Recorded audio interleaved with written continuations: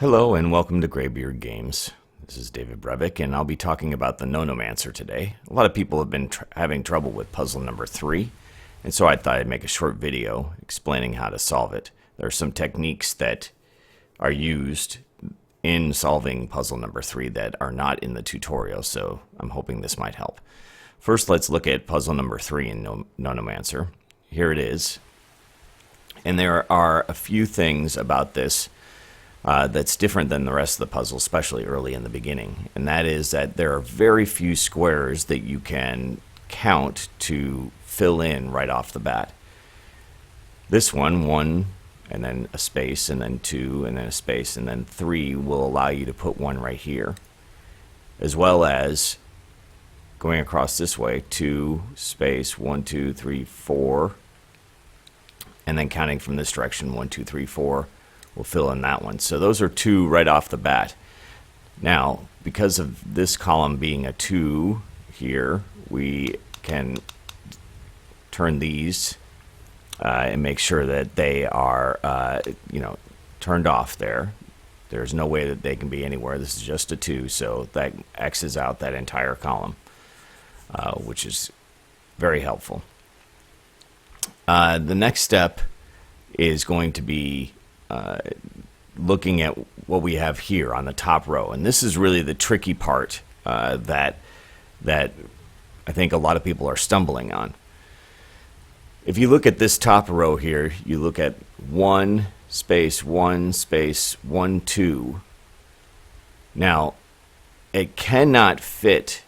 There cannot be, after this X here, you cannot fit 2 and 1. So all of the parts of the clue on the first row must come before this X. You can't fit the 2 and the 1 afterwards, so you can only fit the 1. So we don't know where that 1 will be.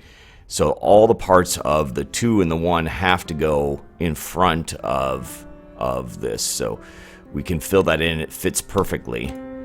And I think that this is where a lot of people are getting stuck. Once they get this part, I think that then it's a lot easier after that.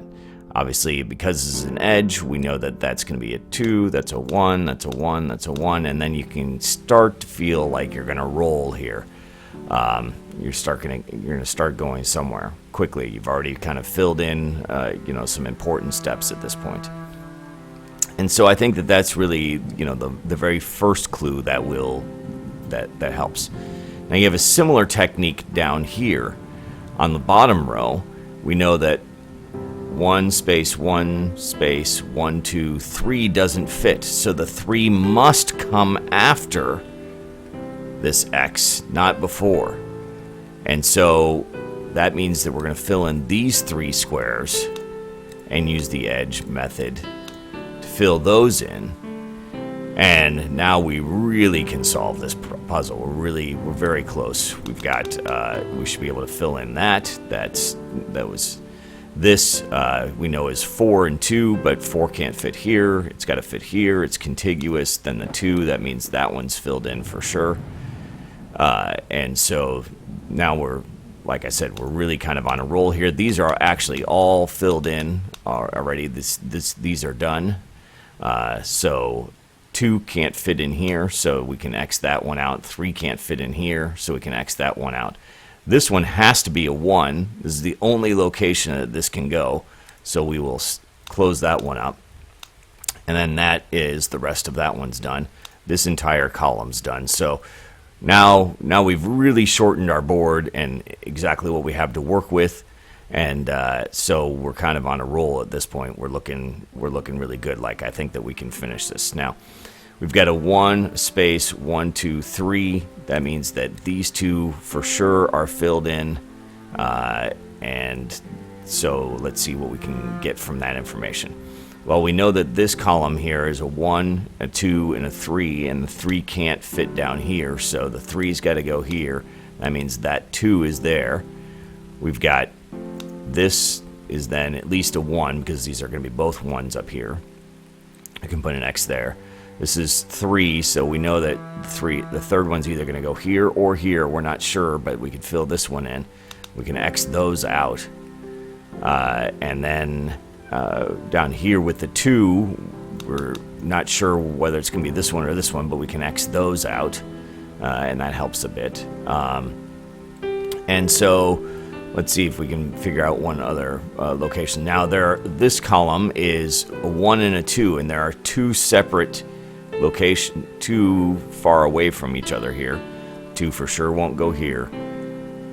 These are far enough away that the only way that works is like that clue. That's the only way that one works, so that one is now solved. And we've solved that entire column. This entire column solved. Now let's look at this one. It's 2, a 1, the 1 somewhere in here, and then a 2. The 2 is not going to be here. The 2 has to go there. That closes that off. And we don't know where the 1 is here, but it's going to be in one of these 2 locations. But, you know, we've solved a little bit more there. Now over here on the bottom row, we have 1, and 1 is the only way that fits in the bottom row now that we have that clue.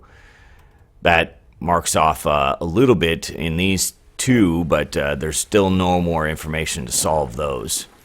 Back over here on this line, we have, on this row right here, we have 2 and 1 clue. The only way that fits, the 2 is going to fit in somewhere in here. For sure this square is filled in, but we don't know where.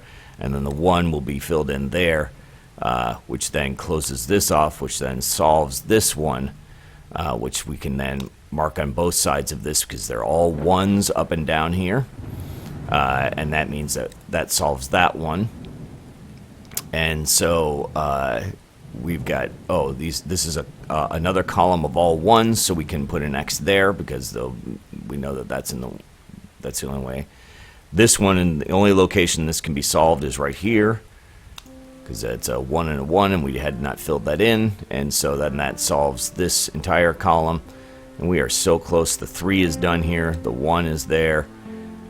These are all 1s up and down here, so we've got to block that out. That one has to be filled in, and then there we go. And that is the last one, and then that solves the entire puzzle. But the big clue and the big problem was figuring out where the clues can fit, where they can't fit on both the top and the bottom row, and that is a tricky thing that was not in the tutorial. So I hope this video helps, and have fun playing.